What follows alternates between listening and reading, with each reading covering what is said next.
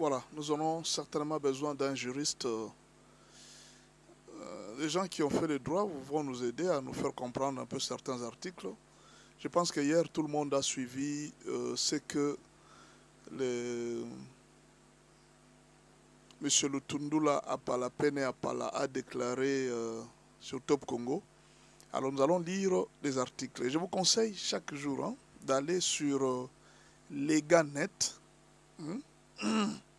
Allez sur Leganet. C'est là que vous allez trouver la constitution de la RDC. Trouvez la constitution de la RDC. Habituez-vous à lire cette constitution. Généralement, lisez toujours la constitution. Quand il y a un problème, il ne faut pas attendre que les députés lisent pour vous. Vous pouvez aussi lire la constitution. Moi, je ne sais pas si le gouvernement a déjà pensé à traduire la constitution en lingala et dans les langues nationales.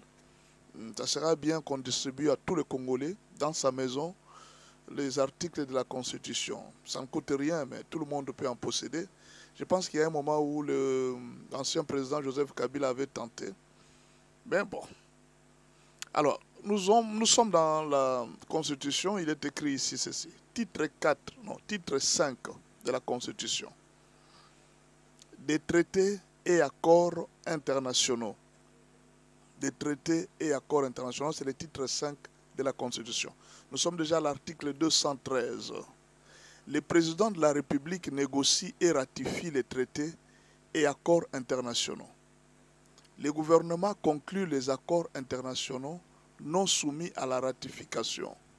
Après délibération en Conseil des ministres, il en informe l'Assemblée et le Sénat.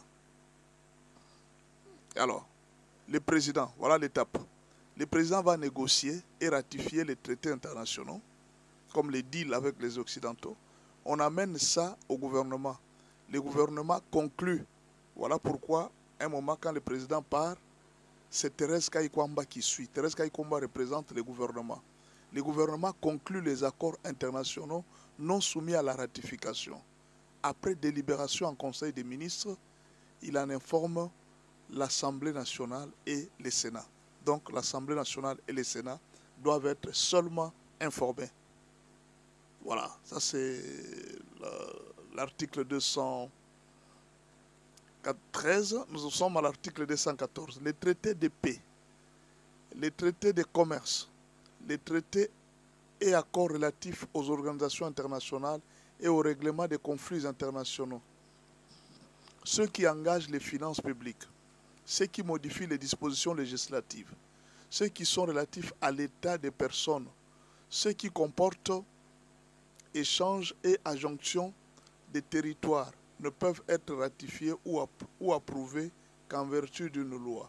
Et cette loi, si on doit approuver, il faudra nécessairement passer par les référendums. Ce qui est écrit ensuite, nulle cession, nul échange, ni l'adjonction des territoires n'est valable sans l'accord du peuple congolais consulté par voie des référendums. Tout ce qu'on peut toucher à un territoire, quoi que ce soit aux accords internationaux de la RDC, il faut à tout prix passer par les référendums. Je pense que les juristes qui sont dans la chaîne, ils vont nous expliquer. Article 215. Les traités et accords internationaux régulièrement conclus ont, dès leur publication, une autorité supérieure à celle de la loi, sous réserve pour chaque traité ou accord de son application par l'autre partie. C'est-à-dire, quand il y a des accords qui sont signés, ces accords deviennent supérieurs à la loi. Tenez ça très bien. C'est très important. Dans les jours qui viennent, on en parlera. Quand il y a des accords qui sont signés avec le Rwanda, n'oubliez pas que la Constitution le dit que les traités et accords internationaux régulièrement conclus ont dès leur publication une autorité supérieure à celle de la loi. Mais quelle loi? C'est cette loi qui existe dans les pays. Sous réserve pour chaque traité ou accord de son application par l'autre partie. Article 216. Si la Cour constitutionnelle consultée par le président de la République, par le Premier ministre, par le président de l'Assemblée nationale ou le président du Sénat, par 1/10 de députés ou 1/10 des sénateurs. Suivez ça très bien. Ça, c'est très important. Je répète. Si la Cour constitutionnelle, consultée par le président de la République, président de la République, par le Premier ministre, par le président de l'Assemblée nationale ou par le président du Sénat, par 1/10 des députés ou 1/10 des sénateurs, déclare qu'un traité ou accord international comporte une clause contraire à la Constitution, la ratification ou l'approbation ne peut intervenir qu'après la révision de la Constitution. Vous comprenez? Si le président va voir la Cour constitutionnelle, on ne peut pas changer cet accord jusqu'à ce que l'on puisse changer la Constitution. L'approbation ne peut, la ratification ou l'approbation ne peut intervenir qu'après la révision de la Constitution. C'est très compliqué. Parfois, certains accords nous avons signés. Pour que ces accords cessent, il faudra que vous puissiez changer la Constitution. Et ça, c'est très important. Il faut en tenir compte. Article 217. On va terminer là avec le traité. La République démocratique du Congo peut conclure des traités ou des accords d'association ou de communauté comportant un abandon partiel de sa souveraineté en vue de promouvoir l'unité africaine. Alors, les juristes vont nous expliquer ce que veut dire cet article 217, article 216, article 215. Peut-être que nous avons une mauvaise lecture.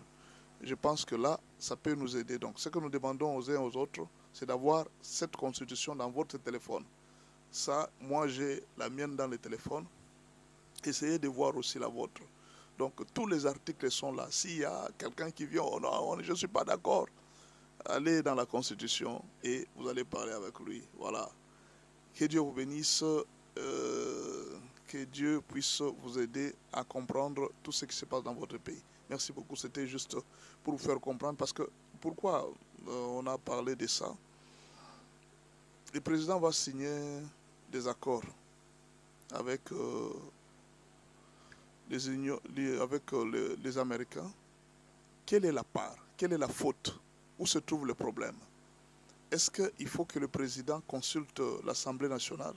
L'article dit, 213, le président de la République négocie et ratifie les traités et accords internationaux. Il peut le faire. Le gouvernement conclut les accords internationaux non soumis à la ratification après délibération en Conseil des ministres. Il en informe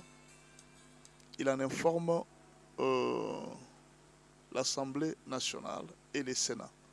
Donc, le gouvernement a sa part, il va informer le Sénat. Alors, je pense que pour le moment, le président est encore dans le droit de négocier et après, le gouvernement va conclure les accords et puis on va présenter ça ou bien donner l'information au Sénat. En tout cas, les juristes sont là pour nous éclairer, afin qu'il n'y ait pas toujours de débat parce qu'au Congo, tout le monde connaît. Moi,